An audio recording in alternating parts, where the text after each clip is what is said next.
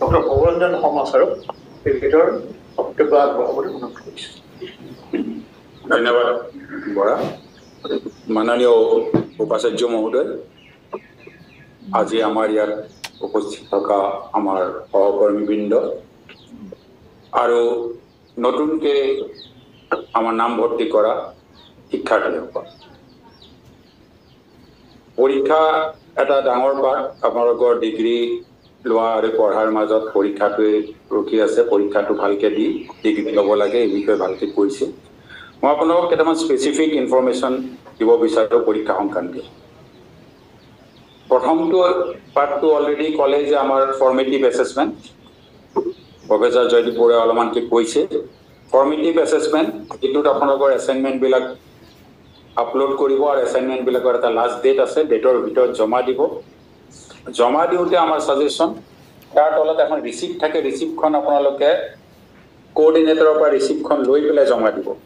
বহু ক্ষেত্ৰত এনেকুৱা হয় যে আপোনালোকে জমা দিলে কিন্তু আমাৰ ইয়াত মাৰ্কছ জমা নহয়। মাৰ্কছ জমা নহ'লে আপোনালোকৰ ক্লেইমটো নাকাটিব যদিহে আপোনালোকে নিজৰ জমা দিয়া ৰিচিপ্টখন নাৰাখে। কাৰণ পিছত কোঅৰ্ডিনেটৰে নাই পোৱা বুলি ক'লে আপোনালোকে একো ক'ব নোৱাৰিব পাৰে। গতিকে ৰিচিপ্টখন জমা ল'ব, নিজৰ ভাষাত লিখিব। ফৰ্মেটিভ এছেছমেণ্টটো এছাইনমেণ্টটো কিতাপৰ পৰা কপি কৰিবলৈ দিয়া হোৱা নাই। একচুৱেলি সেইখনৰ পিছত এটা ফিডবেক ল'ব লাগে। এই এছাইনমেণ্টৰ মাৰ্কছটো আমাৰ পৰ্টেলত আহিব। কোনোবাই যদি এছাইনমেণ্ট জমা টাইমত দিয়া নাই, তেওঁলোকৰ যেতিয়া মাৰ্কছটো নাহে, তেতিয়া তেওঁলোকে নেক্সট ইয়াৰ আকৌ ফৰ্ম ফিল আপ কৰি এছাইনমেণ্ট নতুনকৈ জমা দিব লাগিব। গতিকে টাইমত আপোনালোকে যাতে ফৰ্মেটিভ এছেছমেণ্ট নিজৰ নিজৰ ষ্টাডি চেণ্টাৰত জমা দিয়ে। নেক্সট পাৰ্টটো হৈছে ছামেটিভ এছেছমেণ্ট, যিটো আপোনালোকৰ এক্সাম হয়। আমাৰ এক্সামবিলাক কনভেনশ্যনেল এক্সামতকৈও অলপ বেছি মনিটৰৰ হিচাপত পৰীক্ষা অনুষ্ঠিত কৰা হয়, কাৰণ এইটো UGCৰ নিৰ্দেশনা আছে। আমাৰ প্ৰতিটো পৰীক্ষা CCTVৰ ফুটেজৰ আণ্ডাৰত হয়। গতিকে আপোনালোকে য'তেই পৰীক্ষা দিয়ক সদায় CCTV কেমেৰাৰ তলত দিব লাগিব।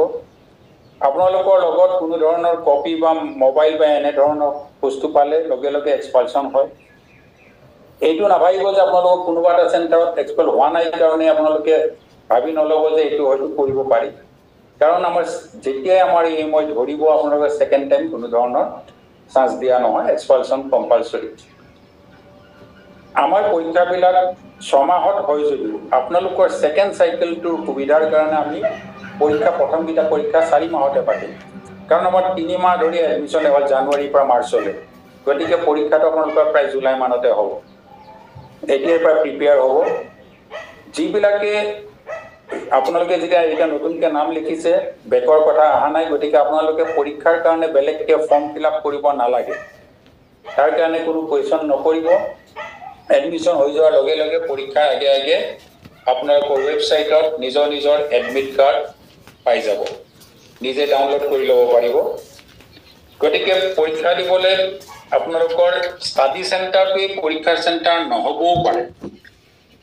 কিছুমান ৰিকুইজিশ্যন আছে, কিছুমান ৰিকুইজিট ক্ৰাইটেৰিয়া আছে, তাৰ ওপৰত ডিপেণ্ড কৰি আপোনালোকৰ ওচৰৰ এটা এক্সামিনেশ্যন চেণ্টাৰত পৰীক্ষা হ'ব। আৰু পৰীক্ষাৰ তৃতীয় পাৰ্টটো হ'ল প্ৰেক্টিকেল বা প্ৰজেক্ট। যেতিয়া আহিব আপোনালোক কিছুমানৰ হয়তো ফাৰ্ষ্ট ছেমিষ্টাৰৰ পৰাই আৰম্ভ হ'ব কম্পিউটাৰ থকা লাৰ্ণাৰৰ, বহুতৰ ছেকেণ্ড, থাৰ্ড, ফ'ৰ্থ, ফিফ্থত বেলেগ বেলেগ ধৰণৰ পৰীক্ষা হ'ব। আৰু প্ৰেক্টিকেল বা প্ৰজেক্টৰ ক্ষেত্ৰত টাইম টেবুলত কেতিয়াবা কনফিউজ হয়। প্ৰেক্টিকেল পৰীক্ষাবিলাক টাইম টেবুলত আপোনালোকৰ এডমিট কাৰ্ডত যিটো চেণ্টাৰ আহে সেইটো চেণ্টাৰতে পৰীক্ষা নহয়। টাইম টেবুলত লেখা থাকে তলত যে এক্সামৰ যিটো প্ৰেক্টিকেলৰ টাইম টেবুল আৰু প্ৰেক্টিকেলৰ আপোনাৰ চেণ্টাৰটো পিছত জনোৱা হ'ব বুলি। গতিকে ৱেবছাইটত চাই থাকিব পৰীক্ষা চলি থকাৰ মাজত একচুৱেলি প্ৰেক্টিকেল পৰীক্ষা ক'ত হ'ব, তেতিয়া এখন ছেপাৰেট নটিফিকেশ্যন হয়। সেইকাৰণে প্ৰেক্টিকেল পৰীক্ষাৰ ক্ষেত্ৰত নতুন ষ্টুডেণ্টে কেতিয়াবা কনফিউজ হয়, এডমিট কাৰ্ড দিয়া মতে আগৰ চেণ্টাৰতে গুচি যাবলগীয়া হয়, তেতিয়া প্ৰব্লেমত পৰে। সেইকাৰণে সেইটো ভালকৈ চাই থাকিব। আপোনালোকে পৰীক্ষাৰ কাৰণে ফৰ্ম ফিল আপ বা ফিজ দিব নালাগে। যেতিয়া পিছত আহিব বেকৰ কথা আহিব, তেতিয়াহে আপোনালোকৰ পৰীক্ষাৰ ফৰ্ম ফিল আপৰ যিখন নটিচ দিয়া হয় সেইখন আমি অকল বেকৰ লাৰ্ণাৰৰ কাৰণে দিওঁ।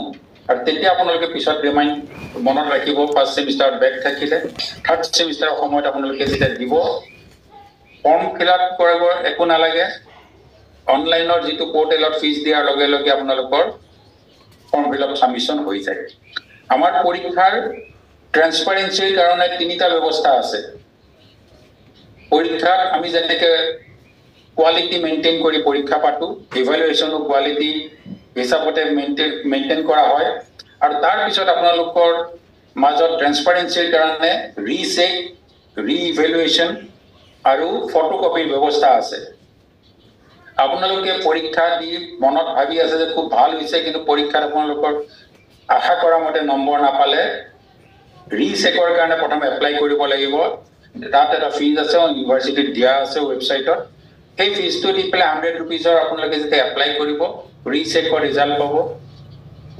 নেক্সট হৈছে ৰিচেকত আপোনালোকৰ অকল মাৰ্কছ কাউন্ট কৰা হয় গোটেইবোৰ পৰীক্ষাৰ কোৱেশ্চন চাইছে না নাই সেইটো চেক কৰা হয় ঠিকে মাৰ্কছটো উঠিছে না নাই নেক্সট ইজ ৰিইভালুৱেশ্যন ক্লেম কৰিলে আমি এজন সেকেন্ড ফেকাল্টিৰ হৈ আপোনালোকৰ বহিখন চাওঁ কমপ্লিটলি জেনুইনলি নতুনকে বহিখন ইভালুৱেট কৰে তাৰ পিছতো আপোনালোক কেতিয়াবা স্যাটিসফাইড নহব পাৰে কোনোবা ষ্টুডেণ্টে ভাবিব পাৰে কোনোবা লাৰ্ণাৰে যে নাই মোৰ মাৰ্কছটো যিটো দিছে মই স্যাটিসফাইড নহয় মই বেছি পাব লাগিছিল তেওঁলোকে ফটোকপিৰ কাৰণে এপ্লাই কৰিব পাৰে তেওঁলোকৰ ইভালুৱেটেড বহিখন ফটোকপি তেওঁ দিয়া হ'ব তেওঁ যিকোনো বেলেগ টিচাৰকো আপোনালোকে দেখাই ল'ব পাৰে অন্য কলেজৰ প্ৰফেসৰক দেখাব পাৰে আৰু কোনোবাই যদি এইটো ক্লেইম কৰে তেওঁ আজি ইয়ালে আহি পেলাই এইটো দেখুৱাব পাৰে আজিলৈকে আমাৰ ইউনিভাৰ্চিটি স্থাপনৰ পৰা ফটোকপি যথেষ্ট বহু ফটোকপি লৈ গৈছে এতিয়ালৈকে কোনো তেনেকুৱা ক্লেইম অহা নাই কিন্তু আপোনালোকৰ এইটো সুবিধা আছে ট্ৰান্সপাৰেন্সি আপোনালোকে ফটোকপিও নিজৰ বহি চাব পাৰে